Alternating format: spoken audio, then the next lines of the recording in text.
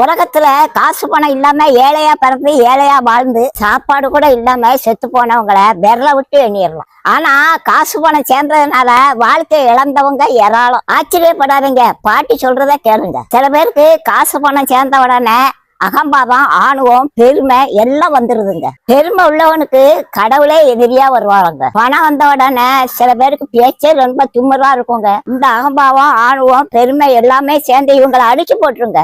என்ன பற்றி அப்ப நீங்க சொல்றத பார்த்தா நாங்க ஏழையாத்தான் இருக்கணுமா? நாங்க வாழ்க்கையில முன்னேற வேண்டாமா அப்படி கேக்குறீங்களா? கண்டிப்பா கடவுள் உங்களை உயர்த்தி வைப்பாரியா. ஆனா பணம் பணம் ஆசை மட்டும் இருக்க கூடாது. பணம் வரும்போது அகம்பாவம், ஆணுவம், பெருமை எல்லாம் இல்லாம இருக்கணும். வாழ்க்கையில நீங்க தாழ்மையா நடக்கணுங்க. சார்ந்த குணம் உள்ளவங்களா இருக்கணும். சார்ந்த குணம் உங்களுக்கு வந்துட்டா கடவுள் அள்ளி அள்ளி கொடுப்பாருங்க. கடைசியா பாட்டி ஒண்ணு சொல்லிடுறையா, ஊசி ஓட்டைக்குள்ள ஒட்டகம் போக முடியுமா ஐயா? நீ சொல்லு. பணக்காரன் பரலோகத்துக்கு போறதுக்கு அவ்வளவு கஷ்டமா ஐயா?